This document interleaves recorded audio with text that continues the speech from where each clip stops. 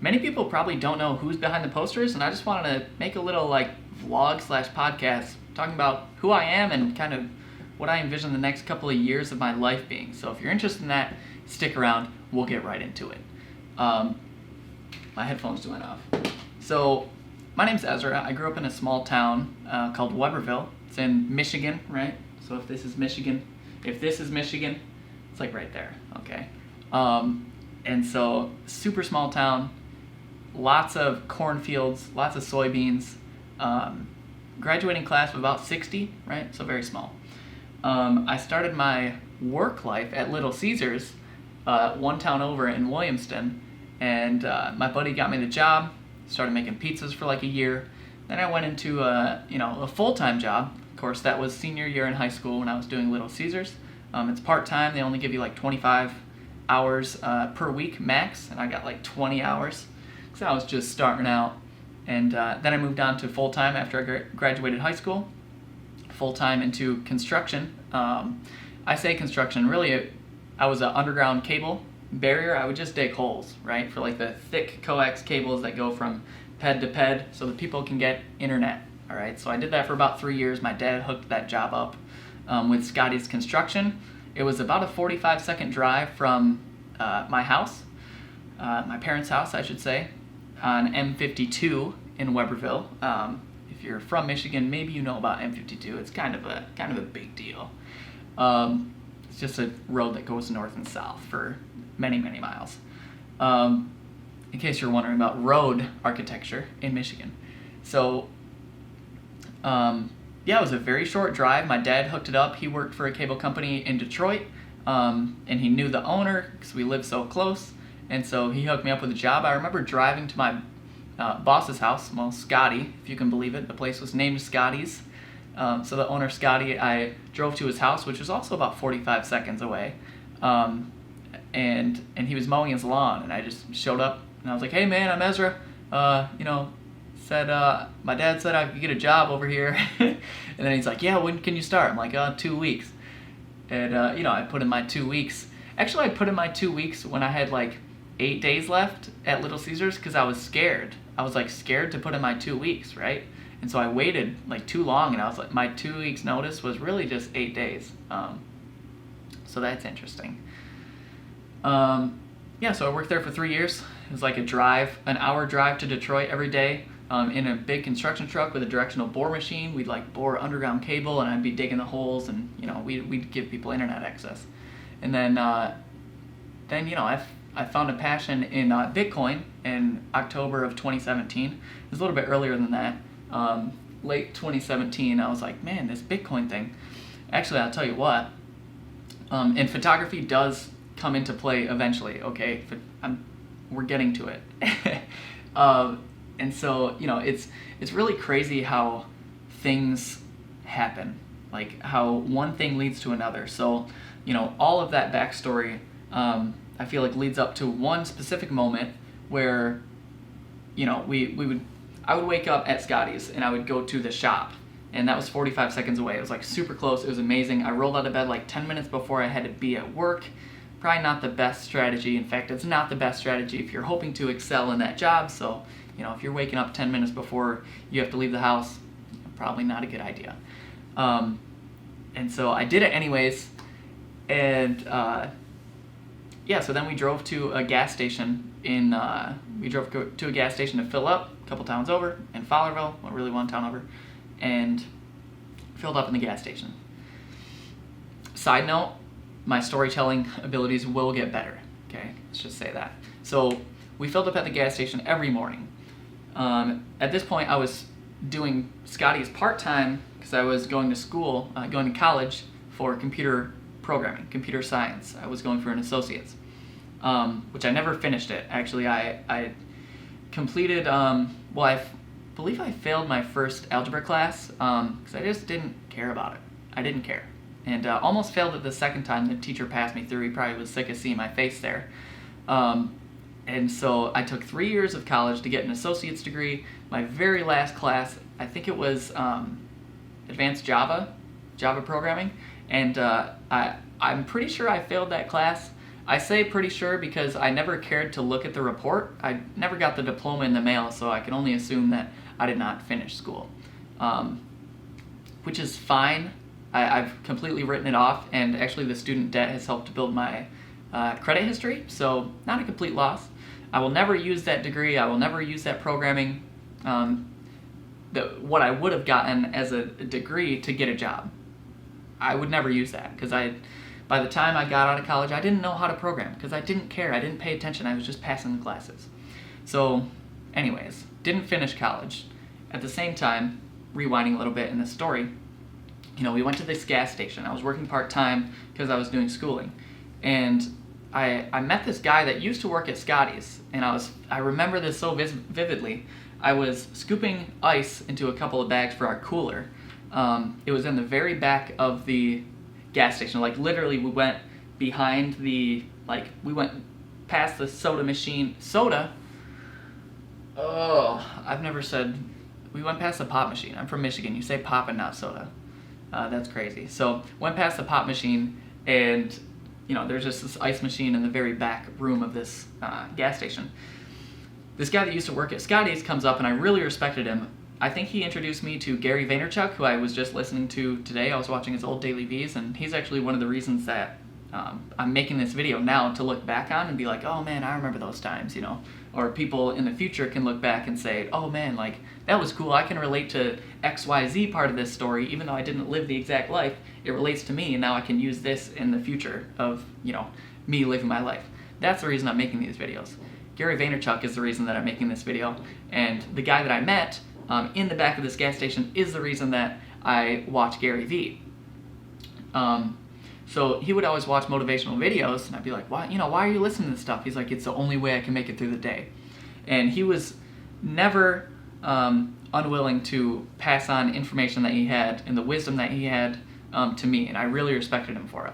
He left Scotty's, and then on this one fateful day, I met him in the back of this gas station while I was scooping ice, and he said, hey man, have you heard about this Bitcoin thing? Kids are having computers run in their basement and they're making money.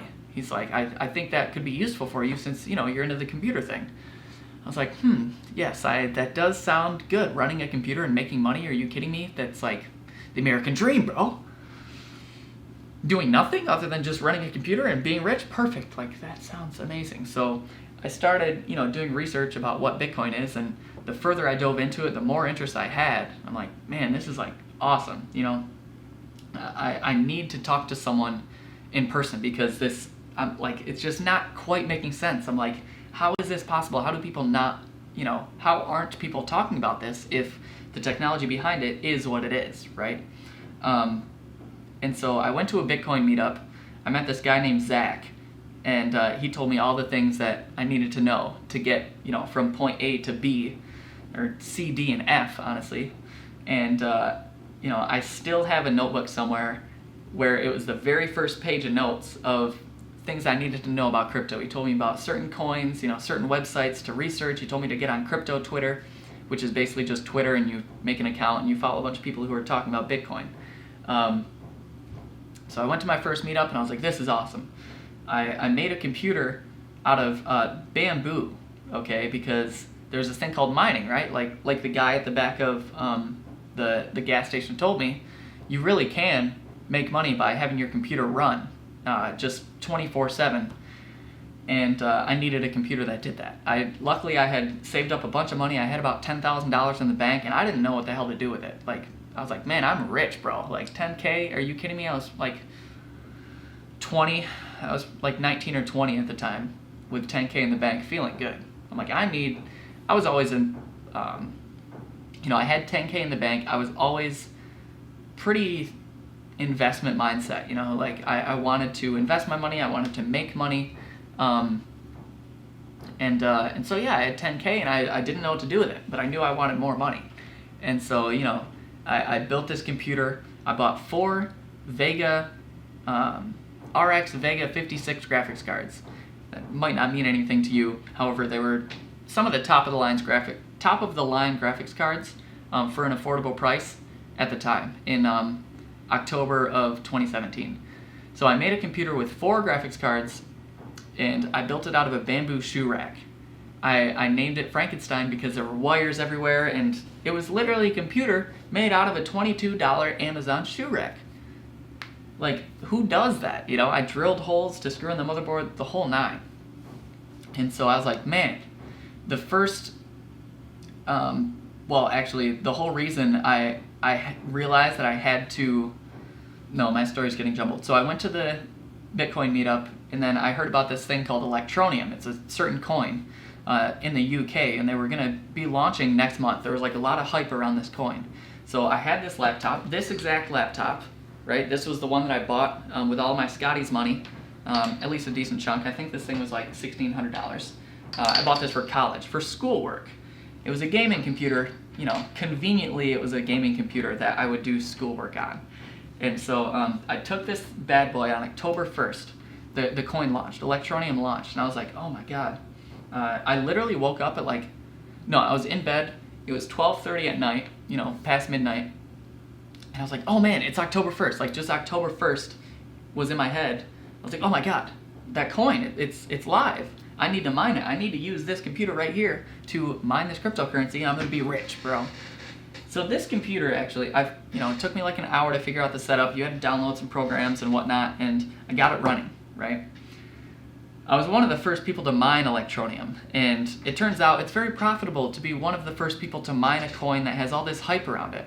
And I made $100 in less than 8 hours on this laptop, and I was like, DJ was right. DJ is the guy that told me about this cryptocurrency mining in the back of Speedway. I'm like, DJ is right. And I need to put all of my money into this so that I can, I was calculating it like, oh my god, that's $100 in 8 hours. That's $300 a day. That's $3,000 a month. No, that's like $9,000 a month. I'm going to be rich. I need to buy a better computer so that I can earn even more. So that's what I did. That's where the bamboo shoe rack came in. That's where the 4 graphics cards came in. And yeah, I built it, and now it's about October 14th. It's like 2 weeks past the very first day that I mined Electronium. And I was like, dude, this is amazing, and I want to show people. I want to show people this Frankenstein monster. I was so proud of it. I was like, I've never seen anything like this before, and I still want to learn about this cryptocurrency thing because I'm just now starting. Like, anyone that gets into crypto will realize it takes you like a long time to learn everything there is about crypto, and actually, there's no chance you're going to learn everything about crypto. It's too vast. There's too much stuff to learn. So I went to a meetup. This was in the meetup was in Farmington Hills in Michigan, and it was going to be about a 45-minute drive. And I almost didn't go. I'm like, man, I don't know, that my computer's running. I just don't really feel like going. And then I did end up going. I was like, you know what, just fuck it, dude. I'm going to do it. I'm going to this meetup. And that's where I met, rewind a little bit. So I went to the meetup, and I was 20, and this was at in Farmington Hills, Craft City Brew. I think Craft City Brew. Hold on, let me make sure that that's it. Whether or not it was Craft City Brew, Craft Brew City in Farmington Hills. So I went there, I couldn't drink, and I was just hanging around the table. It was pretty packed because Bitcoin's price has gone up. It had gone up quite a bit. It was at all-time highs. It was at about $3,000, $4,000, and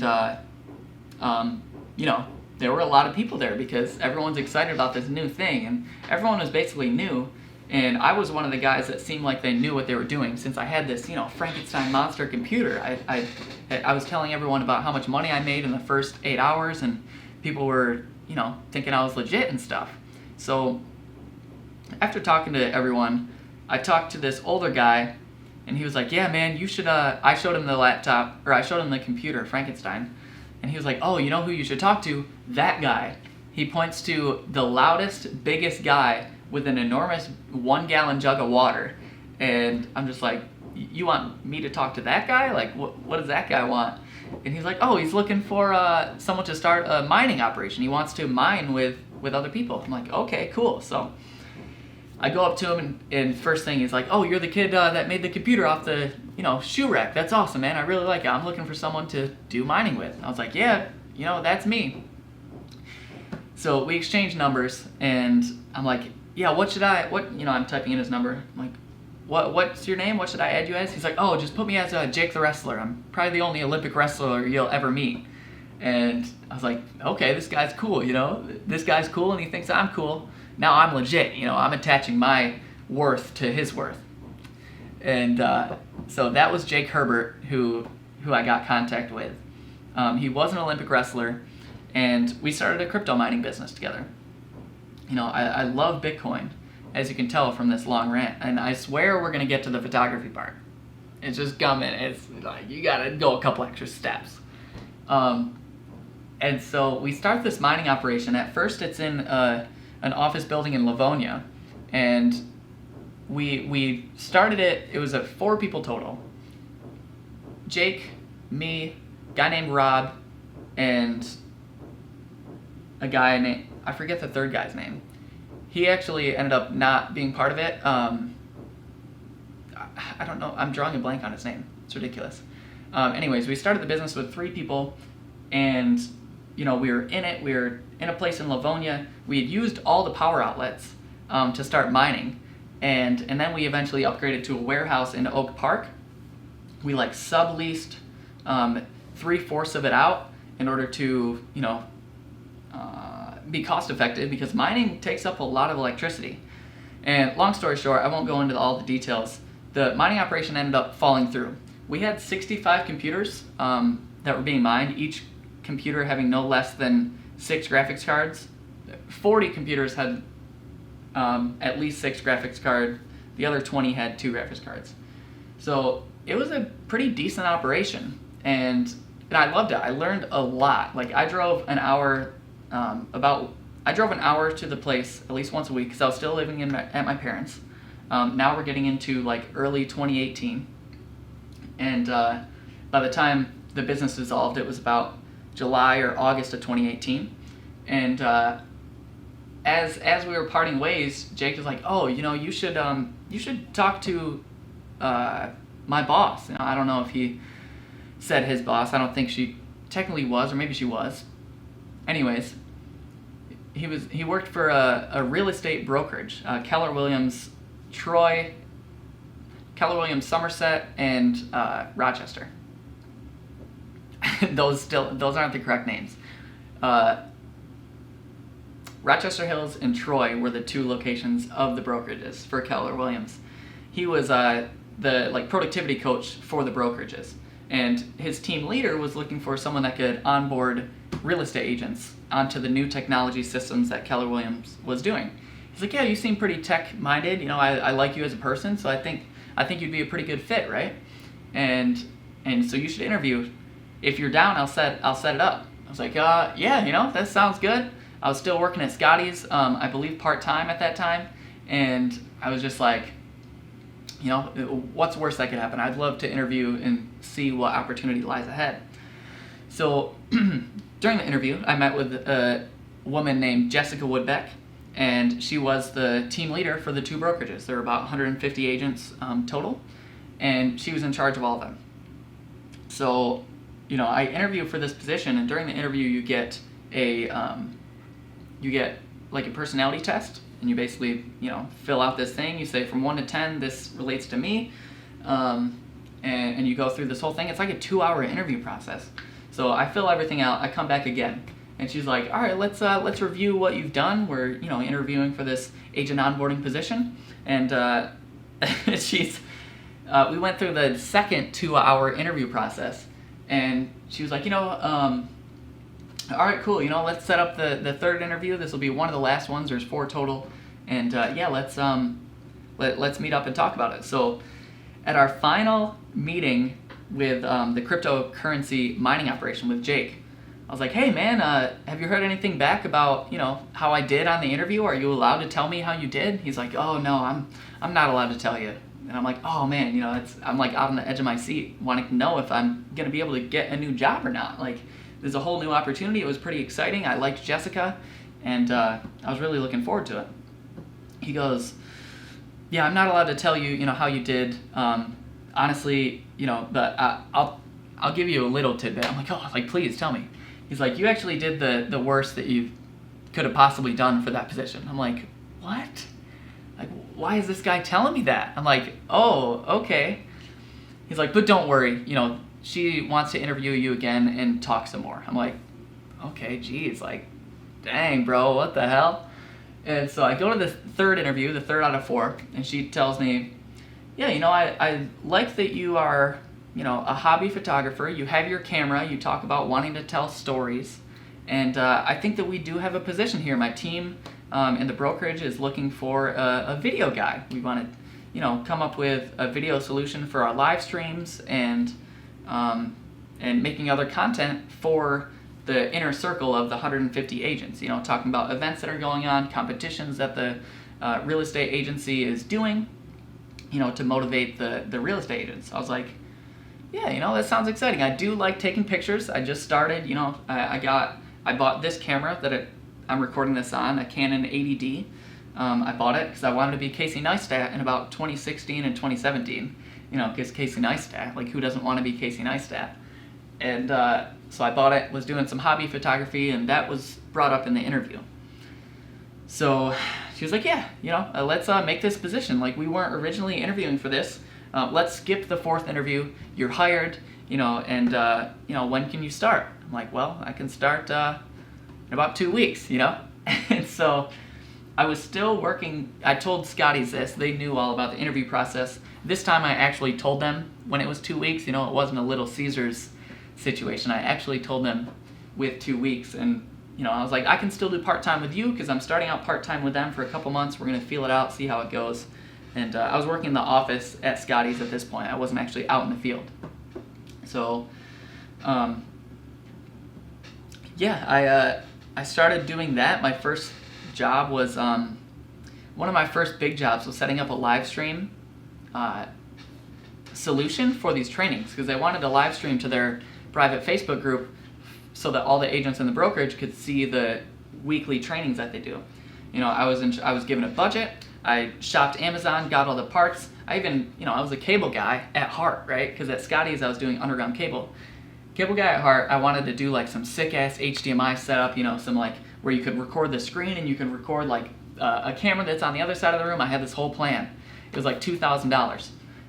That was my very first job as a 20-year-old, and maybe I was 21 at the time actually. And I was 21. $2,000, come up with a solution, and I was so confident. I'm like, this is gonna work. Well, during the first live stream, it did not work. It didn't work at all. And so I had to go up to Jessica Woodbeck, leader of 150 agents across 2 cities, and I was like, hey, so the thing that we spent $2,000 on, and it was my first project? Yeah, well, it didn't work. It didn't work, and we need to return everything. I was like, it doesn't work. I didn't know what to do. She's like, oh, well, can we return it on Amazon? I was like, yeah, we probably can. She's like, do that. Return it to Amazon if it doesn't work. I'm like, okay, cool. So, I continued to do this job, and I'm making more videos, and my life is more about videos than photography. And I didn't know how to do videos. Like, I learned everything on the job. It was just like, it was a part-time job. I enjoyed who I worked with, and I was like, yeah, I was just kind of going through the motions, At Scotty's Construction, I wasn't exactly motivated to, get better. Like, I enjoyed learning, and there was opportunity to grow there. I still had this mentality of, I'm just going to wake up, I'm going to dig some holes, and I'm going to get paid for it, and then I get to go home and play some video games with my friends, And so I carried that mentality on into this job of filming for this real estate brokerage. And, as time went on, I started to learn more, and I was like pushed a little bit more. I had one-on-one coachings with Jessica Woodbeck, and she was, I started to realize that she cared about who I was as a person. She cared about my growth as a person and as a professional, and as a video guy. So I was like, okay, yeah, this is pretty cool. I'm starting to like this, and it seems like, after about 3 months, it was gonna be decided whether we'd continue to go full-time or part-time. So I believe it was actually 6 months where we were like, yes, full-time. Quit your job at Scotty's. Let's go full-time video guy. And I was pretty excited, I was just figuring stuff out.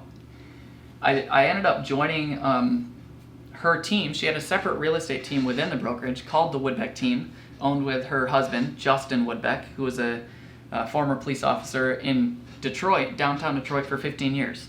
And he was a legit dude. Like, he was legit. I really liked him. We have the same kind of personality where we're on a DISC, like DISC personality test, we're both high C's. So there's a fun fact. I don't really have any more on that tangent. That's just a fun fact. I really liked Justin. I really liked Jessica. And now I was on their team. And now I was doing content for consumers, people that are buying real estate and selling real estate. And I'm also doing content to educate real estate agents in the brokerage. So now I've kind of got these two buckets of content, and I'm still learning how to work the camera and learning how to use Premiere Pro. I was still learning how to edit. That's what Premiere Pro is, a video editing software. And I was just learning. It was all on the job learning. And, I slowly started to, my memory's a little bit hazy. Honestly, I forget a lot of things, and that's why I feel the need to record this stuff, because I will forget certain details. So that's part of the driving factor of making these videos, on top of Gary Vee and DJ, who I met in the gas station, who showed me Bitcoin. And the whole reason that I'm telling this story here in this office, because I'm at the real estate team's office now. So, time went on, and I don't even know what specific details to tell you. Time went on, and I kept growing as a video guy, and I understood the camera, and I understood the certain, the actual settings of it. I shot everything on manual, just like I took photos in manual, because, there's like 6 stages of a photographer, and that's one of them. It's like you want to, understand your camera and shoot in manual only. Some people don't want to edit their photos at all, and that was me for like 2 years. In my first 2 years, I'm like, nah, I'm too good for video edit. I'm too good for Photoshop. I'm gonna take everything in camera. My photos are gonna be dope. Everyone's gonna love it. And actually going through that, it really helped me to understand the camera settings and know like the shutter speed and the ISO and what the aperture means and what are my settings for this amount of light and what are my settings for this dark room. I actually didn't learn about white balance until like much later than I should have. When I was doing videos, people's skin was like too green or like too pink, and I didn't learn about white balance until about a year ago. Maybe a year and a half. Far too late. That's part of learning on the job. Is you don't know what you don't know. I'm probably gonna look back on this video and be like, oh, this yellow light here is a little bit too yellow on my skin, so you'll always end up looking back on things almost with like a slight amount of embarrassment and a slight amount of pride, looking back like, oh, I can't believe I did that, but I also can't believe how far I came from that moment. Like, to not knowing all that stuff to now knowing, it's almost like good that you're embarrassed by your previous stuff, because that way you know that you're actually growing as an artist or as a human being, or whatever facet of embarrassment you're looking at. So now let's fast forward this story to December of 2019, when I was like, you know what, I want to take this job more seriously, and I want to really understand the aspects of editing, right? And the easiest way I can do that is, side tangent to that is, I wanted to get better at editing, and I also want to take more photos, because I'm doing all this video stuff, and my love of this camera was, one, to be Casey Neistat. I shot a couple vlogs and they sucked, and then I gave up on that and started doing pictures instead. So I really had a love of pictures and not exactly video. So I was doing all this video full time, and I'm like, I need to get back to photos. Not only do I need to get back to photos, I also want to learn how to edit these photos. And so, I traveled back to Weberville one time, because, my gosh, I can't believe it took me this whole time to get to this part of the story, where in October of 2019, I was still driving from Weberville at my parents' house. I lived at my parents' house, and I would drive an hour to work every day to Troy, Michigan, which is like an hour and 10 minutes, not to mention traffic. It was like an hour 20 every day, and I was really looking at my expenses, and I was like, this isn't really working. Like, this sucks. Like, all this time spent, this money spent on gas. I don't know if I could do this anymore. And, my boss, Jessica, was like, well, Kimberly Moya, she worked in the office. She was the sales manager, or she was the listing manager, and helped the agents, sell houses. Her and her boyfriend, they live in Royal Oak, and they were just talking about, possibly having someone move in to help cover some of their expenses. So she brokered this deal.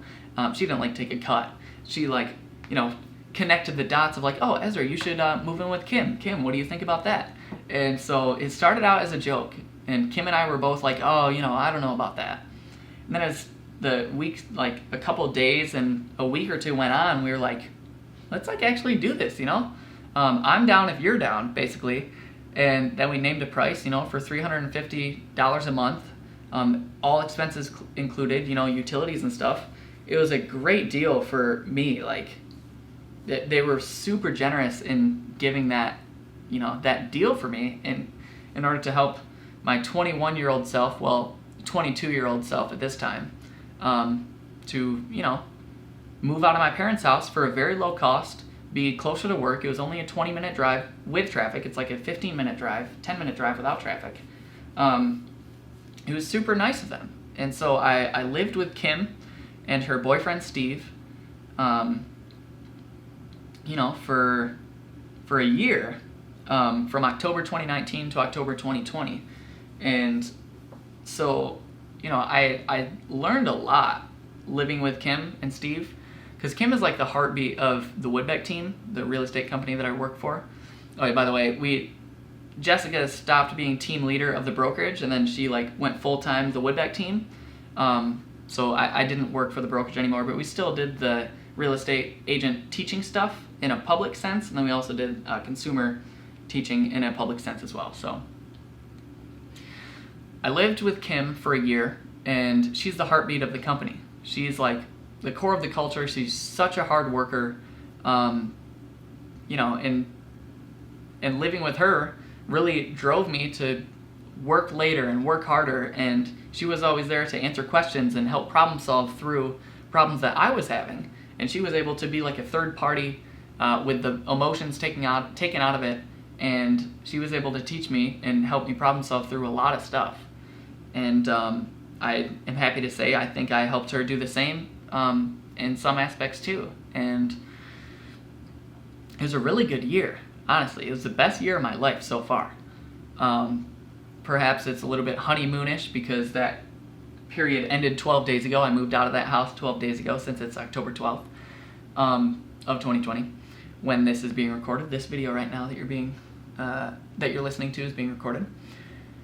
So in that quick tangent, as if there hasn't been enough tangents, and we're gonna get to the photography part really soon. We're gonna get there. We're just if the photography is a valley, a vast, beautiful valley, and we're climbing up this mountain, we're almost to the crest of that mountain. So just hang in there a little bit, and we'll get there.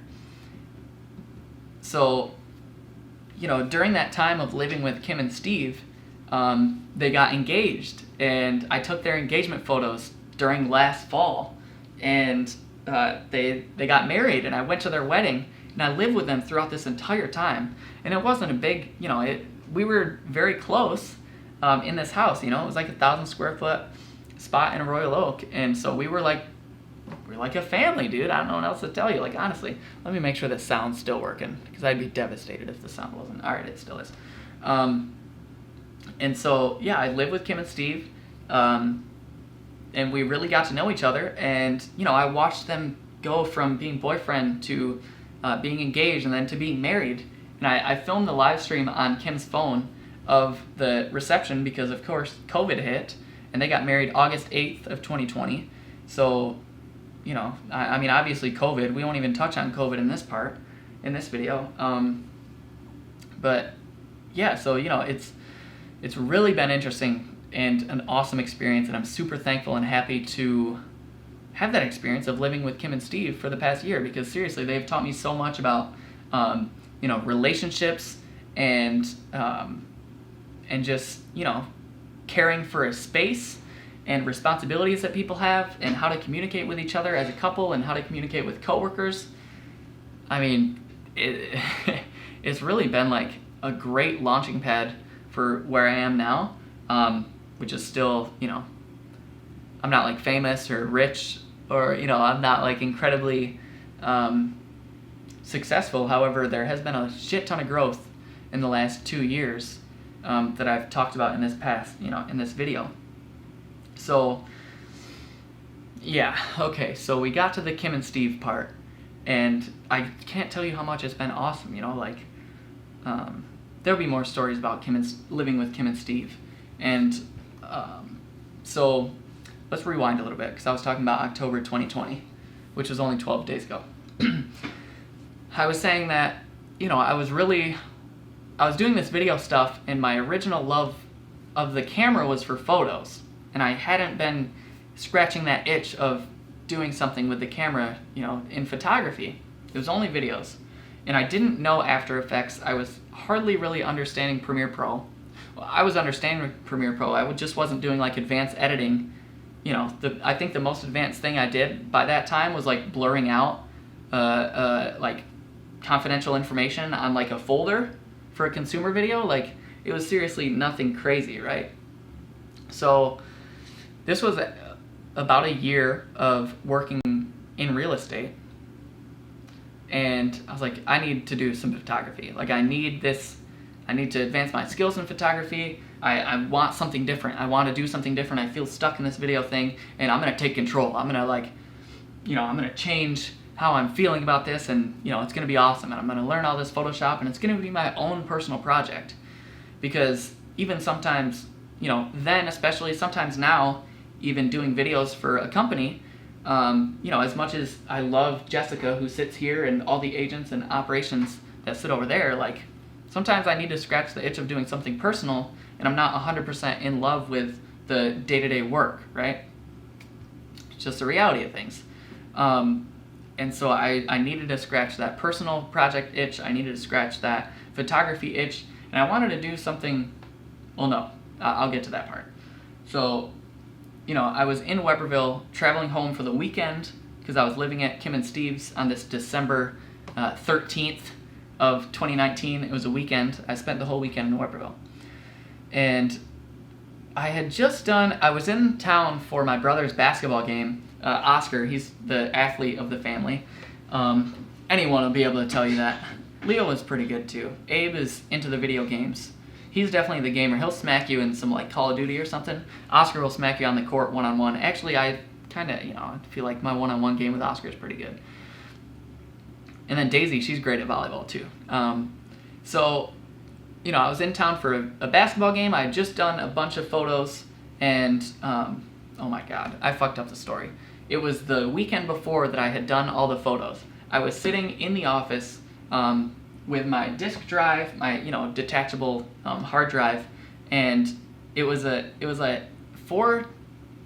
terabyte HDD, right? It was a spinning disk. Maybe it was a 4 terabyte. Nonetheless, it was a spinning disk hard drive that I stored all the Woodbeck team videos on. It was like the catalog of all the videos that I'd done since I started in 2018. So I carried this thing around with me all the time, and I knew in the back of my head that, hey man, carrying around a spinning disk hard drive in your bag, lugging it around to and from work every day for 5 days a week, probably isn't going to be a good idea. Eventually, that disk is going to scratch and that data is going to be corrupt. Well, I found that out on my brother's basketball photos that I was super happy with, and I wanted to edit them. And they were like missing, they were gone. And so I bought this $89 file recovery program to bring back all of these photos to life. And it brought back a lot. I had about 1,000 raw photos, .cr2 raw file types.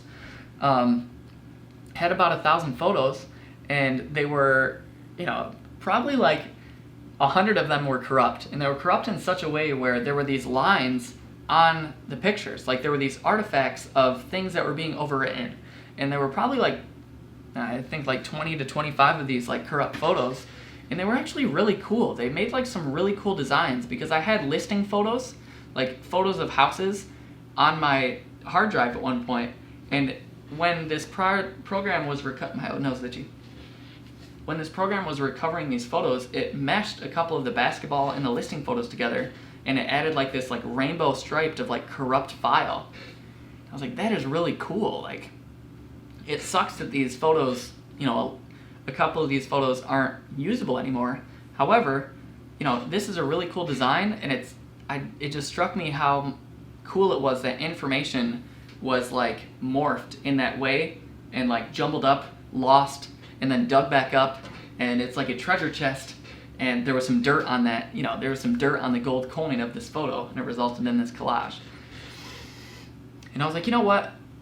Let me see if I can recreate that in Photoshop, because I want to learn Photoshop, right? And I want to do things with photography more consistently. So I made my very first collage of myself and some traffic and a Christmas tree, and it was what would end up being the first poster. And a part of what drove me to make this, on top of all that stuff that I said before about learning and me being fascinated with the corrupt information, I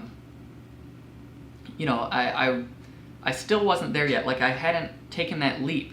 The thing that made me take the leap was, I remember sitting in my parents' house. I was visiting for the weekend, sitting in my parents' house in the living room, and I was listening to a YouTube video.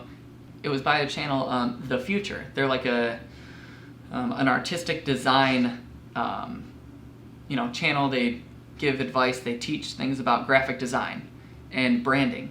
And they had this kid, he was like 24, 25, I don't know, he was around my age, and he had done this daily poster project. This is the first time I'd ever heard of a daily poster project.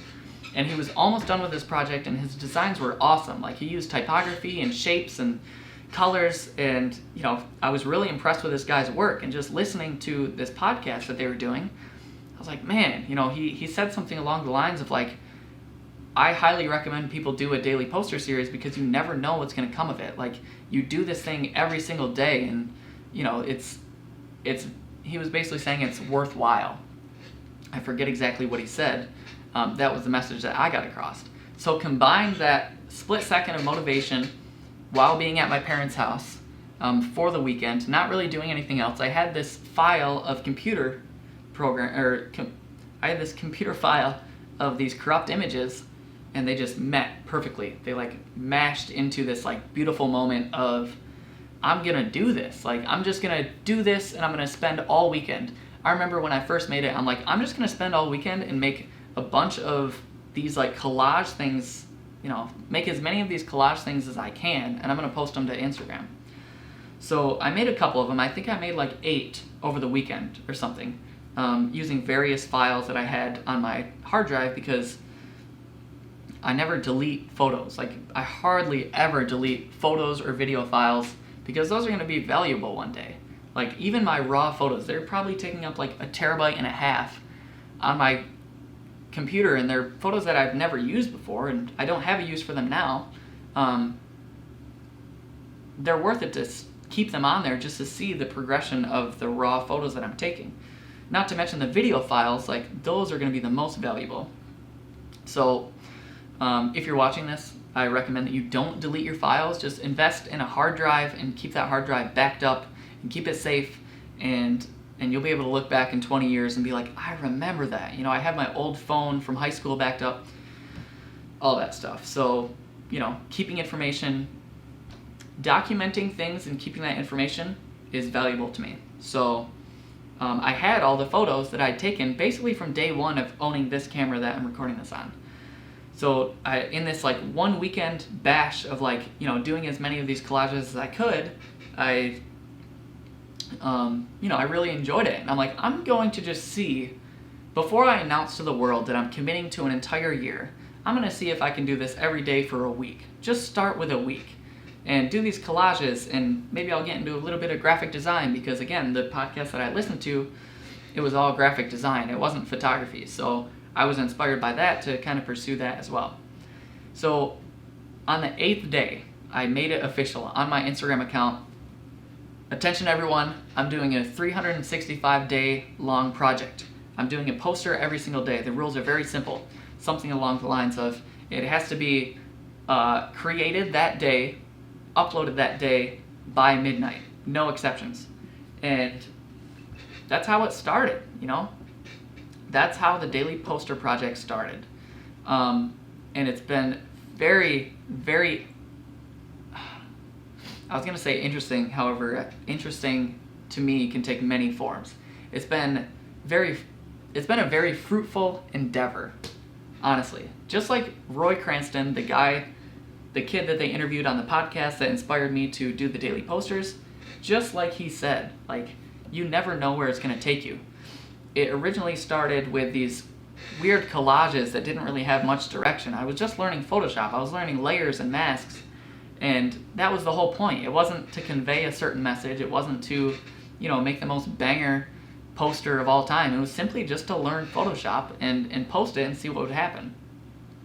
That eventually morphed into, I got the collages, I got these layer masks, let me try and make something graphic design wise.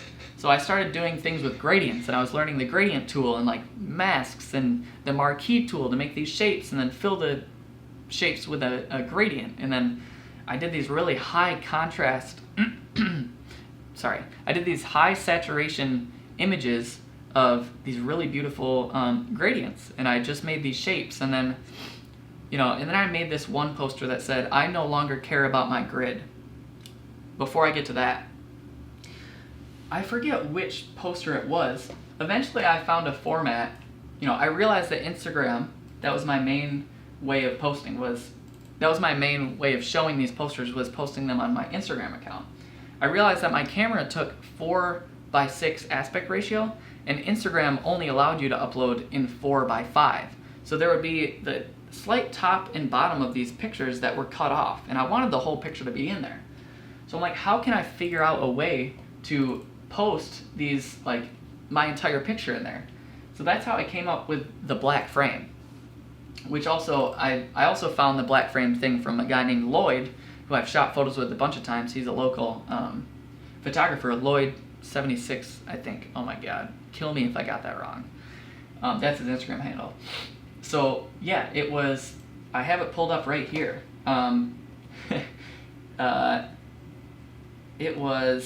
The first one that showed it was on January 8th, and it was called Something. And it was literally, I made something out of nothing, and I needed a frame to frame this word that said nothing. I'll put it up on the screen. If you're just listening to this, scroll down to my Instagram profile and you'll see it. So then I started getting more consistent with the frame, and it was like this beautiful culmination of like, oh man, like now they can be consistent, because before that, literally they were just like this mess of like no consistency, really. Like, it was just a mess, man, honestly. In terms of how they all looked as a collective, they didn't feel like the same project. Once I hit the border, the black frame around each of my images, and then putting the name, the date, and the number out of 365 in the bottom left, that's when everything really started to feel like a project, and I started to hit the stride of like, oh yeah, this is something I can do. Like this, not this is something I can do, but it's really starting to feel like a project. That's what I'm trying to say. And then I'm just gonna pull up my posters in chronological order so that I can kind of understand, like, so that I can explain kind of the growth of these pictures. So they started out as collages, really just not good, like just not good artwork, and that's just the reality of things. I am looking at the very first one that I did. It's called Nothing Too Serious, right? And it says nothing too serious information, like information. And I'm 100% that was inspired by the original collage that I found that was like this information that was jumbled on the hard drive and then it was this treasure chest, and then the gold nugget was a little bit dirty with the, electronic artifacts. Now that I think about it, that's like very poetic. I kind of like it. Anyway, scroll down to my Instagram profile to see that very first one, and you'll understand what I'm talking about. And then it kind of went into this graphic design phase where I was learning about, graphic design and these gradients and certain tools of Photoshop. And then I learned about this thing called unsplash.com, these beautiful beautiful royalty-free stock photos. And I was like, you know what? I still like the idea of a collage. Let me edit some of these photos. And some of my favorite photos, like, it's crazy how fast my skill set grew to be able to make some of the collages, because I'm looking at February 18th. It's called Fishbowl. Like, it doesn't look too bad. Like, it's, I don't know, maybe I could have added some stuff on the bottom layer of the desert. However, it doesn't look too bad. Like, from not knowing much in Photoshop to being able to make that, it's not too bad. And then it kind of, from February on, it's kind of a mostly photo project. And then, in mid-April, I april back onto the unsplash.com wave. And I made, I had a spree of 3 pretty good posters. April 18th, Left Turn. The next day, Meet Me at the Cliff. And the next day, Flower Day, which was 420, which I thought was fitting. 'Cause I used to be a huge stoner every day in, late high school, definitely out of high school. It was like 1 or 2 times a day. It was like, and I didn't like it. And, I say this because I'm not ashamed of smoking every day. I'm actually happy that I recognized that I wasn't happy with who I was when I was doing that. And then, I still smoke to this day, and actually I have a rule with myself where I only allow myself to smoke 2 times a week. Because, doing it every now and then doesn't hurt anyone. In fact, I actually have found some benefit from cutting it off, and then I can come up with some pretty creative ideas and things that help me at work when I do smoke. If I'm by myself and I'm like ready to, discover that stuff. So there's a little tangent. I used to be a huge stoner, like ridiculous. Now I'm just less of a stoner. And so, yeah, from April on, it really is photography heavy, and that's when I kind of really understood my love of clouds and the sky and vertical landscapes. Because a lot of the times when you think of landscapes, you think of like the horizontal where they hold the camera like this. Vertical landscapes for clouds, pretty legit. I do enjoy it. So, yeah, it went on from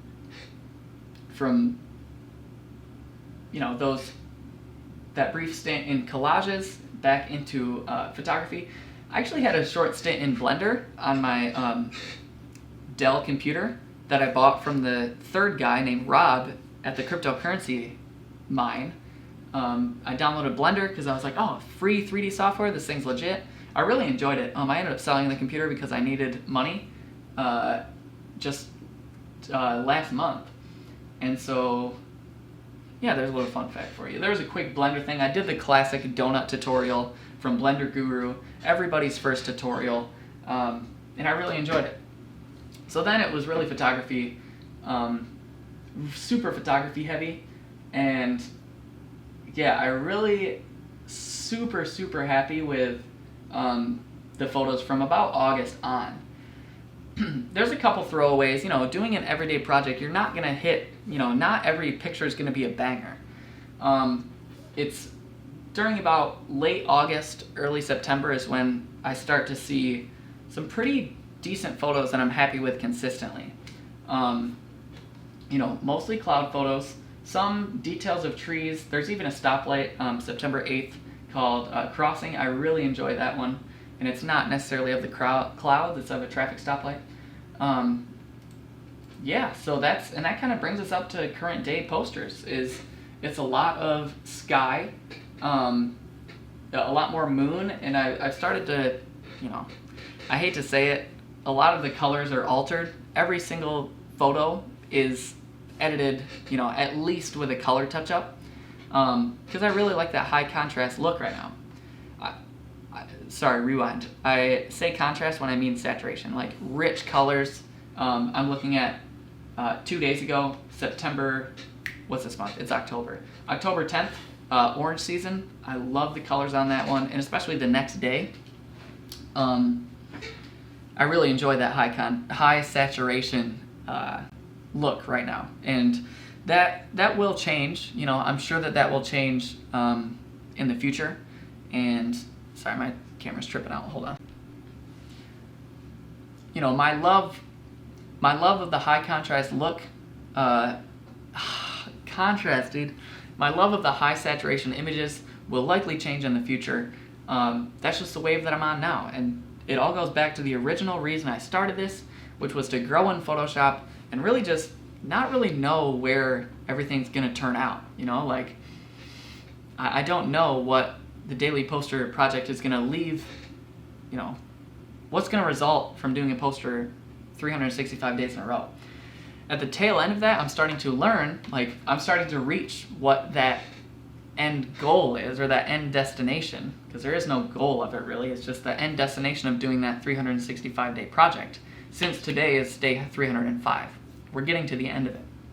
So I do plan on continuing this daily poster series past the 365 days. I really enjoy having that one thing a day thing that you can look back on and see the growth and see, the certain places that I was at that day and be like, oh yeah, I remember that day. That's when XYZ happened. I was with ABC people, and be able to recall that stuff. Because again, I swear to God, my memory is so bad. It's bad. It's actually an issue. So capturing these things on film, on camera, is important to me, and that's been one of the things that I've really enjoyed. As I've reached the end of the project, I'm starting to look back on the projects more often, starting to look at the posters more often as a collective, and just scrolling through and being like, I remember that day, I remember that person, and it's really valuable to do that, at least for me.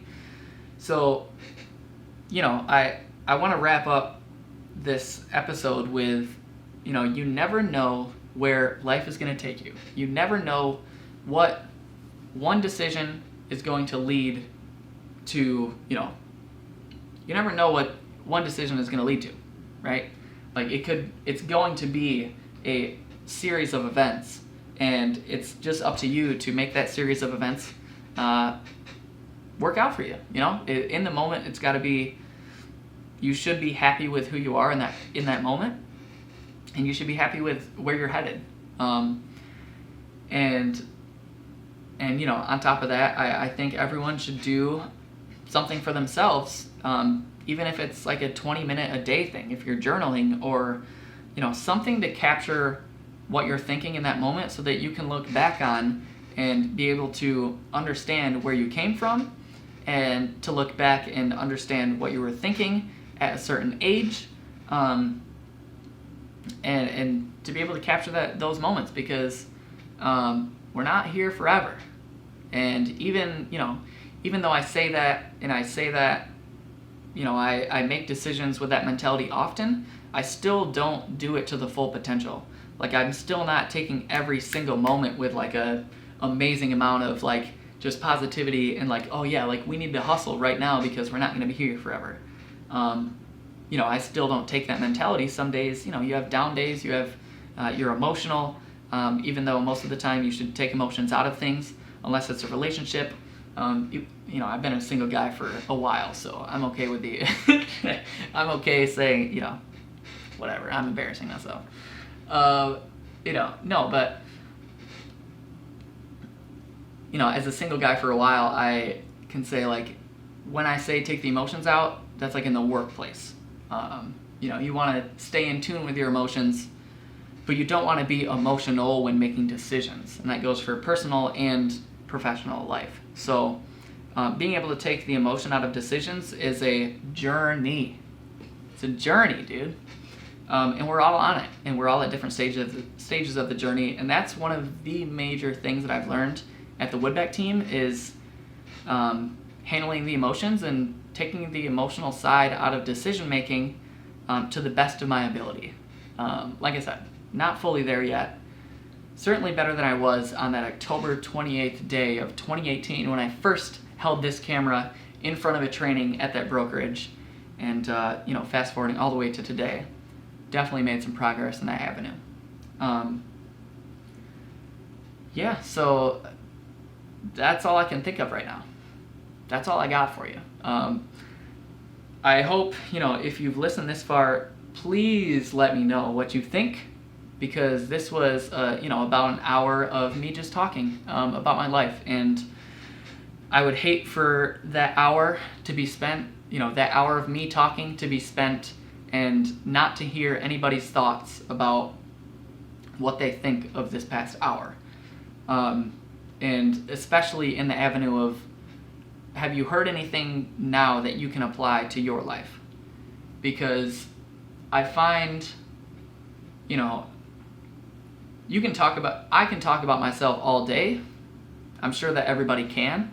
And I find a peace, like P-E-A-C-E, I find like a peace in knowing that me talking about myself is affecting other people, because through my stories and my information, I hope that it helps you as a human being, because otherwise I'm just talking about myself for no reason. And there is a reason behind me talking about myself on camera. So I hope whoever's listening to this at whatever time, you're able to,